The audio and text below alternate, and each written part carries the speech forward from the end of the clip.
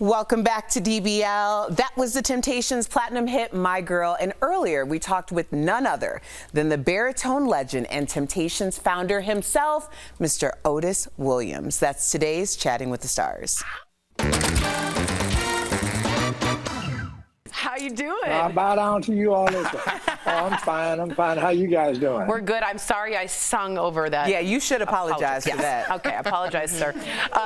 Y'all should start a group. You sound good. Otis is too kind. Yeah, the non-Temptations. Okay, after 60 years of making music, Otis, you're still touring, even now. So I wanted to know for you, Yes. what is it like performing now in 2021 versus back in the 60s? Is the crowd different? Talk to me.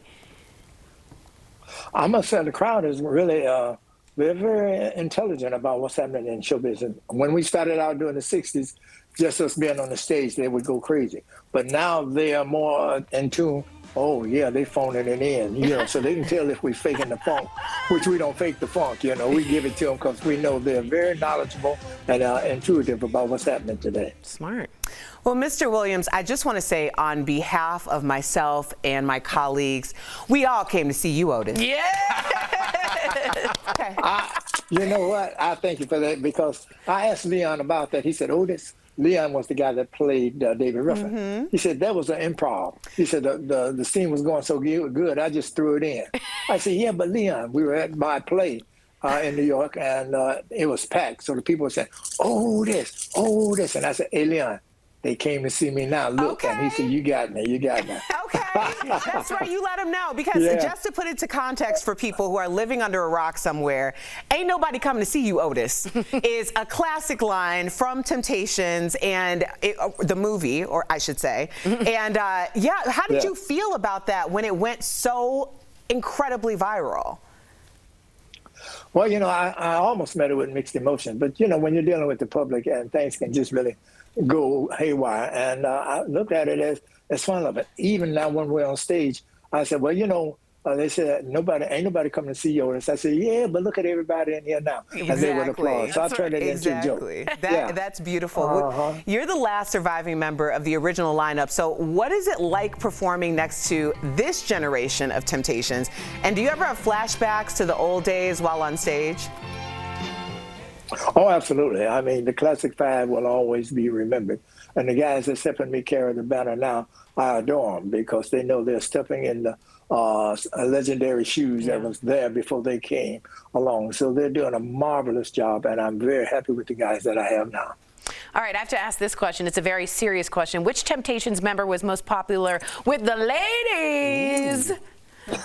I get asked that all the time. Do you? Well, I must say Sweet Eddie Kendricks, because he was tall, nice looking, and he had a beautiful tenor voice. And then I must say Melvin Franklin, because Melvin had that deep, profundo bass, and he was such a gregarious personality. They loved to hear Melvin talk, So we kind of, David and Paul and myself, we kind of took second seats compared to those two.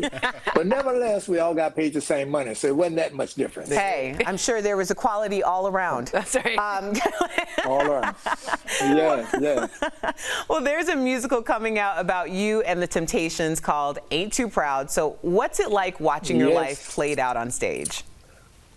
When I first saw it up in Berkeley, I was moved to tears. So when we did it in New York on Broadway, so as I'm sitting in the audience, so they're looking at the play, but I found them doing like this here, crane necking to see if I'm showing emotions and whatever. And I would look and I said, yeah, I'm crying too, because to see my life story being portrayed, it touched. It's not all about the dancing and the choreography. There are some very serious moments in there where I started losing members and disagreements. So it's got depth, not only from the music possibilities, but from the actual life that we live. Otis, I just have to say what a pleasure it is that you're here today. Thank you for being here. But we want to get to your new album, The Stories Otis Has. Wow. I wish I could go out to dinner with you. What is the new album called, and what makes it so special, Otis? One is called 60. The Temptations has been around for 60 years. And the first single from that CD is written by my friend, one of the best lyricists of all time, Smokey Robinson. And the name of it, is it going to be yes or is it going to be no? Where touching is heard. So it's very sexy. Nice. Especially when you said But it. he said, I was like, okay. dim the lights, everyone. Can we play out? I gotta go. That sounds amazing. Oh my gosh. I wish we had more time. I thank know. you, guys. What a pleasure. Yeah, Otis, thank I you do too. so much for chatting with us. And congratulations on 60 years of the Temptations. What a life Thank well you. lived. And for everyone at home, you can share in the celebration by checking out their new album on temptationsofficial.com. You can even buy tickets for their musical Ain't Too Proud, The Life and Time of the Temptations. My whole family's going to go. We'll be right back. Thank you, Mr. Thanks, Williams. We came to see you, Otis. We came to see Thank you, guys. Beautifully done. Thank you. We love you guys. Thank you very much. Take care.